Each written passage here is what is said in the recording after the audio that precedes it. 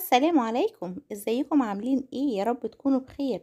اهلا بيكم في فيديو جديد. انا عارفه ان انا متاخره عليكم، بقالي اسبوعين مش بنزل حاجه من ساعه اخر فيديو بتاع المصيف. بس يلا بقى هنرجع تاني نشاطنا ونبدا تاني بقى نصور الروتينات والحاجات اللي انتوا بتحبوها. اول حاجه خالص دخلت على المطبخ، قلت احضر فطار. ده كان لانشون فراخ، كان اول مره الصراحه اجربه، بس يعني بالنسبه لي هو مش احسن حاجه. يعني غير اللانشون العادي اللي هو الاحمر البيفي العادي، لكن ده بتاع الفراخ يعني انا محبتهوش الصراحه. فالمهم ايه، قلت اللي انا ده كان اخر اتنين عندي خلاص، قلت اعملهم ايه بالبيضه كده هوت بشويه جبنه تركي. وكان هو ده كده الفطار بتاعي. وكنت صاحيه متحمسه جدا اللي انا اصور النهارده بقى واعمل شغل كتير. بس لسه صاحيه لقيت الصدمه في وشي. كنت ناسيه الفريزر بتاع التلاجة من بالليل. فقعدت امسح بقى في الفريزر، وقعدت كانت الحاجه سايحه والدنيا حوسه مني. وكنت خايفة جدا لحسن التلاجة متشتغلش معايا تاني، بس يعني قعدت ابحث على النت بقى. لقيت ان انا لازم اريح التلاجة ساعتين تلاتة. ويعني ان شاء الله ترجع تشتغل، ففعلا ريحتها ساعتين تلاتة وقعدت امسح كده في الدنيا واظبط في الحياة. وشغلتها لقيتها اشتغلت، فحبيت اقول لكم النقطة دي عشان لو حد نسى التلاجة او الفريزر او الديب فريزر. لازم تريحيها شوية عشان الفريون ايه يبدأ يشتغل معاكي. هنا بعد ما فطرت قلت ايه ادخل اعمل لهم الاكل. الصراحه الجو حر فرهضه، ويعني يعني مكسله اعمل اي حاجه. فقلت اعمل اسهل اكل، انا اعمل لحمه محمره. وهنعمل جنبها كده شويه مكرونه، هنشوف مع بعض ان شاء الله في الروتين. فحتى عملتها في حله كده، ما عملتش في طاسه او حاجه. الحله دي كنت لسه غسلاها، فقلت يلا اشتغل فيها وعلى طول.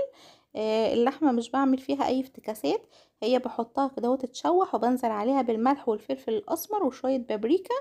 وشوية خل كده عشان ايه يعني الخل بيطريها وبيشيل الزفارة. وبنزل عليها بشوية توم. وبقلبها بقى لحد ما تشرب ميتها كلها. وبعد كده بحطها على العين الصغيرة اللي في وشها دي واغطي عليها لحد ما تستوي. فدي الصراحة اسهل حاجة. عايزة اقوله الجو حر جدا جدا، بس النهاردة الحمد لله بدأ يطري. بس الصبح نيجي بالليل الجو بيكتم بطريقة فظيعة فظيعة. يعني حتى المروحة تحسوا ان هي مش جايبة هوا. فيعني يعني الواحد يجي في الصيف يقول الصيف الواحد يجي في الصيف يقول حر، امتى الشتاء يجي؟ الواحد يجي في الشتاء يقول ايه السقعة والتلج ده، امتى الصيف يجي؟ والله يعني احنا الحمد لله على كل حال، بس دايما الواحد الصيف يجي يلا بقى امتى الشتاء يجي، فاهمين قصدي؟ والشتاء يجي افضل احط على الشيشان. قولوا معايا مشمع ومش عارف ايه عشان السقعة. يلا كل ايام ربنا حلو الحمد لله.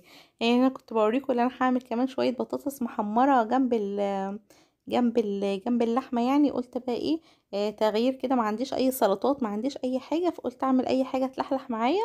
والبطاطس دلوقتي تحفه جدا جدا للقليه. يعني جميله جدا بقى، ممكن نفرز منها او نعملها شيبس او حاجات. فهي الصراحه تحفه جدا. كنت الاول لما يعني البطاطس عشان تطلع معايا ناشفة كنت بحط عليها مية وخل وملح. واسيبها كده بتاع نص ساعة، بعد كده اقليها. بس الصراحة البطاطس اليومين دول تحفة جدا، فيعني بقشرها بقطعها. اغسلها اقليها على طول. ولا بحط لها خل ولا اي حاجة ولا ملح. وبتطلع الصراحة ناشفة وجميلة جدا. انا كنت ايه غسلاها كده ايه وسبتها شوية، وكان عندي برضو شوية جوافة. كانوا في التلاجة بس كان بقالهم فترة. زي ما تقولوا من كتر الحر الواحد بيكسل ياكل وبيكسل يقوم يغسل حاجة. فقلت اعملهم عصير، او الواحد لما بيجي يشرب كده العصير تحسه ايه يعني اهو يعني يعتبر اخد القيمة الغذائية في الفاكهة.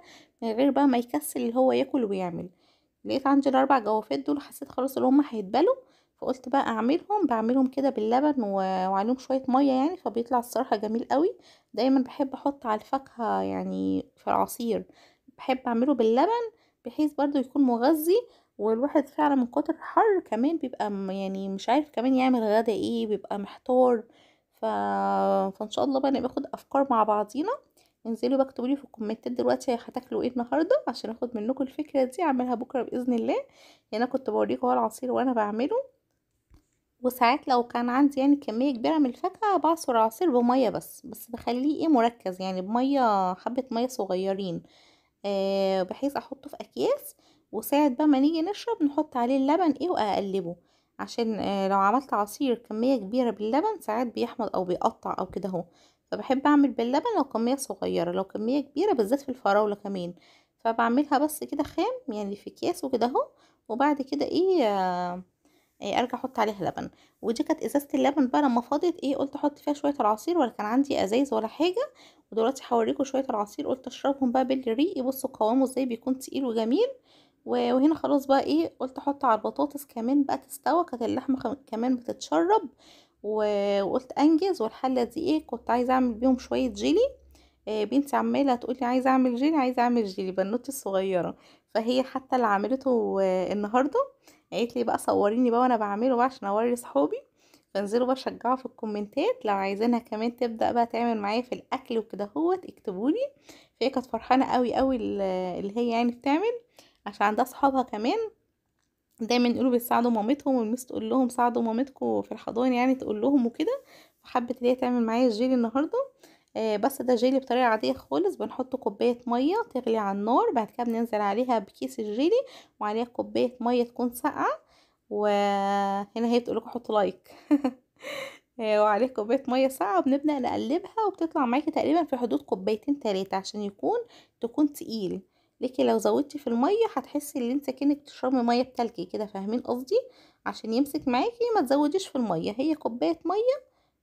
كوبايه ميه يعني مغليه، وكوبايه ميه عاديه. هنا كنت بقلب كويس عشان طبعا هي قلبته اي كلام، صغننه بقى وكده. فقلت اقلب كويس ايه، وارجع ايه اعملهم. هما طلعوا معايا كوبايتين زي ما انتوا شايفين، والبرطمان الصغير ده. وبحب ان انا احطه في التلاجة، يعني لو عملته جيلي حطيتوه في التلاجة. بس سيبيه بقى مثلا بتاع 5 6 ساعات كده، هتحس اللي هو بيمسك اكتر من اللي انت تحطيه في الفريزر على طول. وهنا بقى كنت خلاص حطيت على مية المكرونة تغلي، والبطاطس كانت قربت تستوى، واللحمة قربت تتشرب. وقلت الحمد لله النهاردة اليوم خفيف كده ولطيف، غير طبعا اللي انا كنت شايفاه الصبح زي ما قلت لكم في التلاجة. فالحمد لله ان ساعات الواحد بيصحى كده هو يلاقي حاجة في وشه كده تقفله.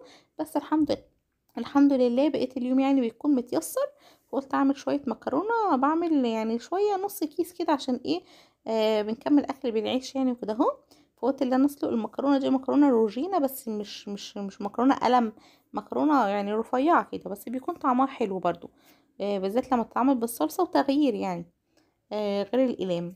وهنا خلاص طلعت البطاطس بتاعتي وسلقت المكرونة. هبدأ بقى اللي انا اعملها بالصلصة، وصلصة عادية كنت شايلها برضو في الفريزر. بطلع كيس الصلصة اسيبه يفك واعمل بيه. دايما بعمل طماطم كتير واشيلها برضو في الديب فريزر تسهل عليا.